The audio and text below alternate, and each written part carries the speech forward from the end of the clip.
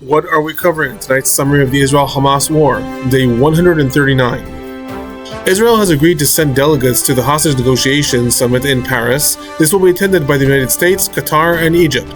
The United States is reportedly hoping for a breakthrough. A report was circulated by the United States National Intelligence Council stating that they cannot confirm Israel's allegation that 10% of UNRWA's employees are affiliated with terror organizations. Major bombings are reported in the central parts of the Gaza Strip. According to initial reports, at least 40 Palestinians were killed in these bombings. The Saudi Asharak news network reported that the Lebanese government has agreed to the French proposal for diplomatic resolution with Israel. Hezbollah has yet to give its agreement to this proposal. 4.5 months into the war, Israeli Prime Minister Netanyahu presented the Israeli cabinet with his quote-unquote day-after plan for the future of the Gaza Strip. Hello everyone, I am Alon Burstein, visiting assistant professor in the Department of Political Science and Israel Institute fellow at the University of California, Irvine, here bringing you the summary of the last 24 hours of the Israel-Hamas War. It is currently the evening of February 22nd, 2024 in the United States, the morning of February 23rd, 2024 in the Middle East. Starting with the hostage situation, Israel has agreed to send delegates to the Paris summit this weekend. This will be attended by CIA Director William Barnes, the head of the Egyptian intelligence Abbas Kamel, and Qatari Prime Minister Mohammed Athani. The Israeli delegation is going to include the head of the Israeli Mossad Dedi Barnea, head of the Israeli Shabak Ronen Bar, and General Nitzan Alon of the IDF, the Israel Defense Force, who is in charge of hostages for the military. Earlier in the day, the Saudi Asharak news network reported that Egyptian sources were optimistic after their ongoing negotiations with the Hamas delegation that's currently in Cairo, and that the Hamas delegation is showing some flexibility. According to reports, the U.S. Special Envoy to the region, Brett McGurk, is currently in Israel, and he applied a lot of pressure on Israel's war cabinet that reported these advances that are happening in Cairo, also adding a formal request from the United States that Israel send delegates to the Paris summit, and that is one of the things that made Israel agree. According to reports, the ongoing negotiations in Cairo are currently focusing on the first phase of the deal. The Wall Street Journal reported that Hamas is showing flexibility specifically with regards to the key of Palestinian prisoners to be released, i.e., how many Palestinian prisoners will be released in exchange for each Israeli hostage. I will add, however, that the Wall Street Journal report cited that Hamas has lowered the number to a total of 3,000 Palestinian prisoners. This is actually higher, depending on which phase we're talking about, than what was initially stated, so it's unclear what exactly is being negotiated in this moment. In addition, some sources stated that Hamas is showing flexibility with regards to the key of Palestinian prisoners. However, it is being a lot less flexible with regards to its demand for a complete ceasefire. According to these reports, Hamas is still insisting that male IDF soldiers will only be released when there is a complete ceasefire and IDF withdrawal from the Gaza Strip. That is one of the red lines that Israel said it is not going to negotiate, and thus it may be that this is the reason that negotiators are focusing on the first phase of the deal to secure the release of more hostages, not focusing on the latter stage of the deal, which will involve the release of IDF male soldiers that have been kidnapped, and in addition, focus on a possible ultimate ceasefire. Meanwhile, there's optimism that is noted in the U.S. administration with regards to the Paris summit. According to reports, the Biden administration is placing a lot of weight on the summit and hoping that a breakthrough can be achieved and a deal can be reached within the next 2 weeks. All eyes are right now focused on March 10th, that is when Ramadan is due to start. The Biden administration would like to have a deal before Ramadan. Israel in turn has threatened that if a deal is not reached, it will invade Rafah even during the month of Ramadan, and there's been reports that Hamas would like to have a deal during the month of Ramadan, so all eyes are focused on March 10th. Can a deal be reached before then or not? Moving on to the Gaza Strip, there was a barrage of rockets sent from the Gaza Strip targeting the areas surrounding the Gaza Strip in Israel today. These targeted primarily the areas of Nir Am and Miflasim. Regarding the fighting in the Gaza Strip, in the northern part of the Gaza Strip in Gaza City, it was reported today that Yasser Arafat's home, which is located in the center of Gaza City and has served as a museum since his death, was destroyed in an IDF attack. No information was given regarding the circumstances of this attack, if fighting was being conducted in the area, or if the attack targeted that site specifically because of its significance. In the Jabalia refugee camp, there's local reports of an attack against a Palestinian police car. It was not reported how many Palestinians were actually killed in this attack. Meanwhile, in Zeitun, the IDF is continuing its operation that it began yesterday. According to reports, over 10 bombing raids were carried out in the areas of Zeitun. The IDF reported many face-to-face gun battles in the area and that several Hamas operatives were killed. These gun battles were also confirmed in reports of al-Qassam and the al-Quds Brigades, who both also noted intensive gun battles in the area and that they targeted IDF tanks with mortars. In the central parts of the Gaza Strip, there was a major bombing campaign reported. It was not reported specifically where this occurred. Likely it was either in Deir al-Balah or in the El-Nuseirat refugee camp. That is where most of the bombings have occurred recently. According to initial reports, 40 Palestinians were killed in these bombings. In addition, IDF soldiers reportedly located launching sites that were primed to launch long-range rockets in the central areas of the Gaza Strip. They were destroyed. Other news: it was reported today in Al Jazeera and in the AP that the IDF has built a large road in the central parts of the Gaza Strip. This was later confirmed by the IDF, noting that the road goes from east to west and essentially cuts the Gaza Strip in half from the north to the south. While it was not reported exactly where this road is, it is very likely in the Netzarim or Nuseirat corridor. That is the corridor that the IDF is currently maintaining in order to divide the northern parts of the Gaza Strip from the southern parts of the Gaza Strip. It was reported about a month ago that the IDF is considering if it wants to build permanent outposts in that road, or if it is going to be held by units that are currently moving around. Likely, this road is being built in order to facilitate the logistical movement of IDF units, regardless of how the IDF intends to hold on to this area. In the southern parts of the Gaza Strip, that's where the bulk of the fighting is still going on. In Khan Yunis, the IDF re-entered the Nasser hospital several hours after it was reported that the forces evacuated the compound. In addition, in the western parts of Khan Yunis, there were many gun battles reported. The IDF stated that 15 Hamas operatives were killed in these different gun battles. Weapons warehouses were also uncovered, and according to some reports, they were also bombed by aerial units. Al-Qassam Brigades reported attacking IDF troop carriers with mortars in the Sheikh Nasser area of Khan Yunis, stating that the carrier was destroyed. Meanwhile, in the most southern town of the Gaza Strip in Rafah, there were substantial bombings reported in the Shabora refugee camp. Some reports added that the target was the al-Farooq Mosque. Al Jazeera stated that 7 people died in these bombings and that dozens were wounded. IDF Navy also reported that it carried out several attacks in the southern parts of the Gaza Strip against sea vessels of Hamas and the Palestinian Islamic Jihad. Other news from the Gaza Strip: the grassroots movement Gaza Liberators I spoke about yesterday is continuing to operate, holding more substantial protests. These protests are of local residents that are chastising Hamas for the devastation it has brought on the Gaza Strip. A viral video was shown today from the Jabalia refugee camp, where residents were stating that this is the revolution of the hungry people, adding that people want peace, not war, that Hamas has brought death upon destruction upon the people, chastising Hamas operatives for firing at the population, and explicitly stating, "You are the ones killing us, not the IDF." Yesterday it was reported that the movement was handing out leaflets openly in the areas of Rafah. Today in the rally, several of the people who were caught on video stated that Hamas has been trying to shoot at them in order to quell these protests. Other news from the Gaza Strip: Brett McGurk, who is a U.S. Special Envoy to the Middle East, met today with Israel's war cabinet and again reiterated the U.S. position that the United States will not support a ground operation in Rafah without a viable plan to ensure civilian safety. McGurk later met with Israel's Defense Minister Yoav Gallant, and the two discussed conditions for Israel's operation in Rafah and in the central camps of the Gaza Strip. Regarding casualties, no IDF soldiers reported killed in the Gaza Strip in the last 24 hours. The number of IDF soldiers killed in the Gaza Strip since the invasion began remains 237. There are also no reports of IDF soldiers who were injured in the Gaza Strip. That number remains 1,396 soldiers since the invasion began. The Palestinian Health Ministry reported 97 Palestinians were killed in the Gaza Strip in the last 24 hours. However, I will add that number came out before that bombing that occurred in the central parts of the Gaza Strip. The total number of Palestinians killed in the Gaza Strip since the war began is 29,410. 69,465 Palestinians are reported injured in the Gaza Strip since the war began, and there are still several thousand that are buried under the rubble and presumed dead. Moving on to the humanitarian situation in the Gaza Strip, the head of UNRWA, Philip Lazzarini, stated today that the agency is nearing the breaking point, adding that the slashed funding and the repeated Israeli calls to dismantle the agency are making it impossible to carry out its UN mandate. Other news: a report was circulated by the U.S. National Intelligence Council, stating that they cannot confirm Israel's allegations that 10% of UNRWA's employees are affiliated with terror organizations. Importantly, the report did not say that they are saying that Israel's allegations are wrong, but they said that they cannot be confirmed by U.S. intelligence. Later in the day, the U.S. Secretary of Defense, Lloyd Austin, spoke with Israeli Defense Minister Yoav Gallant and urged him to resolve Israel's dispute with UNRWA and other aid agencies in order to allow a maximum amount of aid to enter the Gaza Strip. Other news: confrontations broke out today between Israeli protesters and the IDF at the Kerem Shalom crossing, as protesters tried to block the crossing with their body to stop aid trucks from coming into the Gaza Strip. Reportedly, protesters entered a closed military zone, and the IDF tried to drive them out. One of them reportedly tried to cross over into the fence into Gaza Strip and was injured by the IDF. Once again today, there were no reports in any of the agencies regarding how many aid trucks entered the Gaza Strip in the last 24 hours.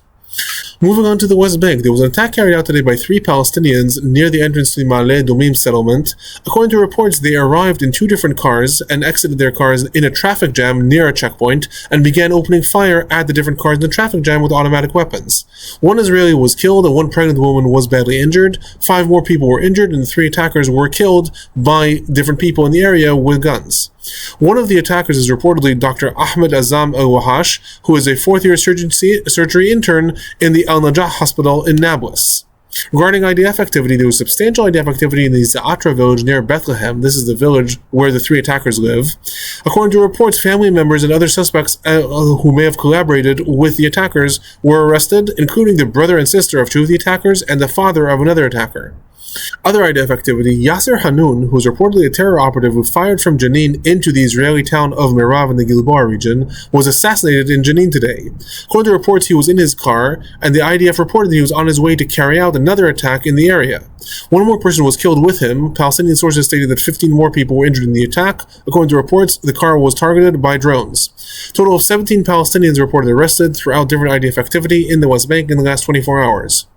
Others went to the West Bank in response to the terror attack in Ma'ale Adumim. Prime Minister Netanyahu adhered to the demands of Finance Minister Bezalel Smotrich and convened a meeting with Defense Minister Yoav Gallant and other officials, and the government officially decided to advance the construction of 3,000 housing units in West Bank settlements.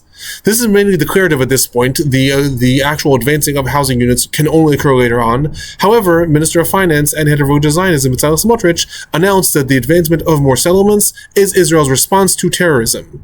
In addition to this, another response to the attack in Ma'ale Adumim, Israel's Minister of National Security and head of Jewish Power Party, Itamar Ben-Gvir, stated that there is no such thing as a Palestinian people or Palestinian nation, and that the rights of settlers to life supersedes other people's rights of movement, and that he expects to see blockades, more restrictions, sieges on villages, and limited Palestinians' mobility. Hours after his statements, Israel's police in the West Bank, which are under Itamar Ben-Gvir's authority, ordered that parts of the main roads in the West Bank will be blocked to Palestinians. Reportedly, the IDF responded to this, stating that this will create havoc and will increase security risks rather than help the situation, also adding that the decision was taken in haste without actually examining it. After the 2 went back and forth between the IDF and the police, it was decided that these restrictions would be imposed. However, they will have a 2-week limit, after which they will be examined. Moving on to the northern parts of Israel, southern parts of Lebanon. There were continuous rockets and mortars sent from Lebanon targeting northern parts of Israel today. These targeted the areas of Zar'it, Metula, Masada, Ein Kanya in the Golan Heights, Snir in the Upper Galilee, Kiryat Shmona, Hardov, and other areas. Anti-tank missiles were also sent towards areas of Kiryat Shmona, Kfar Yuval, where there was a direct hit of the anti-tank missile in a house, and Margaliot. Al-Miyad in Lebanon reported that rockets were also sent towards the areas of Menara. In addition to this, there were 2 interceptions noted in the areas of Hardov. Al Jazeera reported that these were 2 drones that were sent by Hezbollah that managed to penetrate Israel's airspace. Hezbollah claimed over 12 barrages throughout the day, including those that were fired at the Golan Heights. Regarding IDF activity, IDF warplanes attacked a Hezbollah structure in the Bleda village after noting that Hezbollah operatives were seen entering it. Hezbollah structures were also bombed in the areas of Maruna Ras, and terror infrastructures were also attacked in the areas of Kila and Al-Hayam. Other attacks were reported against Hezbollah targets in the villages of Anakura, Tir Harifa, as well as Adaharia. Artillery fire was also noted throughout the day against different launching sites, and tank fire was also noted towards the areas of Al-Jibin. In addition to this, Hassan Mahmoud Salah, also known as Jafar, and one of Hezbollah's key missile and rocket specialists, was assassinated today. According to reports, the assassination was carried out with drones in the Roman village. 2 other Hezbollah members were also reported killed in this attack. Other news, the Saudi Asharq news network reported today that the Lebanese government officials have stated that Lebanon accepts the French proposal for diplomatic resolution of the situation in southern Lebanon. In addition to this, the Nida El-Wat news outlet, which is an opposition outlet in Lebanon, also reported that the U.S. Special Envoy to the region, Amos Hochstein, spoke to Lebanese Speaker of the House, Nabih Berri, today, and repeated the demand that Hezbollah be moved several kilometers north of the border with Israel. According to the report, Nabih Berri responded that this can only happen if Israel implements UN Security Council Resolution 1701. It is also important to note that while Lebanon is reportedly agreeing to the French proposal, and Israel is still reviewing the French proposal, it calls for Hezbollah to be pulled up north. Hezbollah has stated that they reject the proposal. They are not going to debate any proposals unless the war in Gaza ends, or at least comes to a ceasefire, and thus while the 2 governments may agree, it remains to be seen how this is actually implemented. In addition to this, there's a very interesting report that came out from Syria. According to the report, Mata Asarhan, who's a prominent figure of the ruling Ba'ath Party, reportedly disappeared today after leaving his home in the Quneitra region. Several different opposition news sources in Syria, including the Syrian Human Rights Observatory, which is usually fairly accurate in its reports, stated that he was kidnapped or escaped to Israel. Alongside this, the IDF reported earlier in the day that they arrested a Syrian after he tried to cross the border yesterday. Hours after all this, the Voice of Capital radio station in Syria reported that Mata Asarhan was taken by emergency vehicles to medical facilities in Syria after he was released from Israel after he was questioned. Those are all the reports that were given. It is unclear what the context is. I'll report more about this when more comes out. Moving on to some of the regional developments. For the first time today since December 6th, the Houthis in Yemen launched a ballistic missile towards the southern town in Israel of Eilat. This was intercepted above the Red Sea. In addition to this, U.S. Central Command reported that they intercepted 6 Houthi drones in the last 24 hours. In addition, the UK MTO reported that a British cargo ship was hit by 2 ballistic missiles 130 kilometers southeast of the port of Aden. A fire reportedly broke out on the deck, and the coalition forces were responding. The ship continued on course. Amidst this, the Houthis officially announced today that they are expanding their blockade of the Red Sea, and that any ships that are owned by the United States or the United Kingdom or sailing under their banners will be stopped from sailing through the Bab el-Mandab Straits. Until now, the Houthis had officially stated they will only do this with regards to Israeli-owned ships or ships that are affiliated with Israel. Now they're expanding this to the United States and the United Kingdom. Moving on to the political and general trends of the last 24 hours. There are ongoing and increasing protests in Israel. These are now being run by the Kaplan Force, which is a movement that was protesting the government already throughout 2023, and they are starting to spearhead these protests that are calling on the government to resign. Other news, family members and survivors of the Nova Party that was attacked on October 7th submitted a lawsuit in Florida against the Associated Press AP News Network. They state that the network violated U.S. laws of combating terrorism by employing independent photographers in the Gaza Strip who participated in the October 7th attack.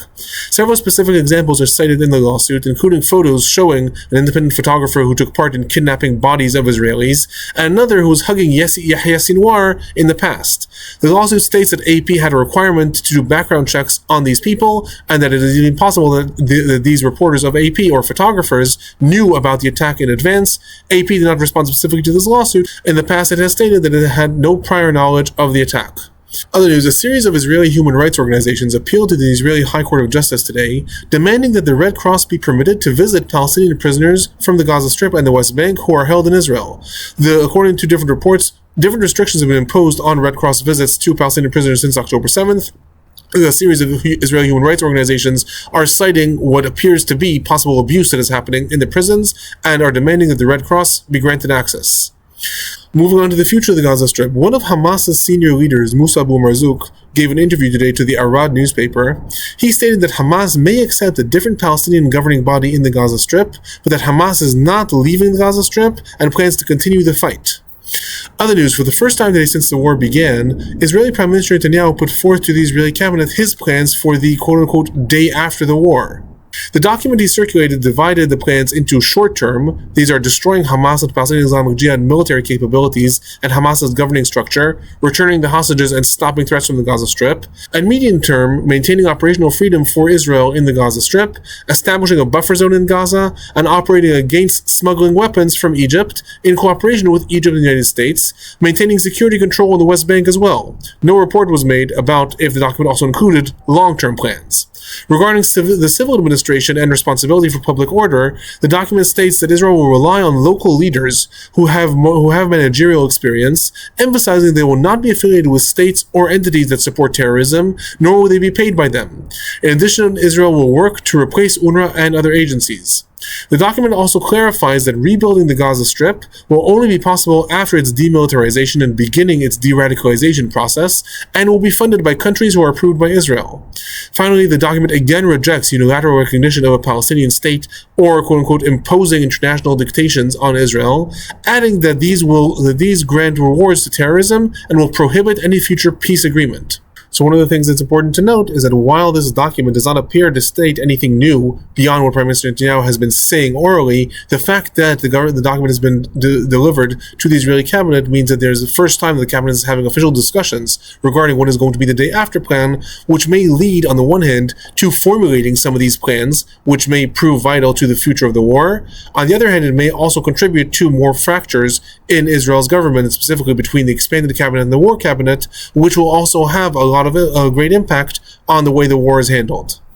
If you find these summaries useful, please do remember to subscribe, give a like, turn on notifications if you want to know when summaries do come out. If you have any questions or comments, please leave them in the comment section below. That is my report for the last 24 hours. I'll be back tomorrow.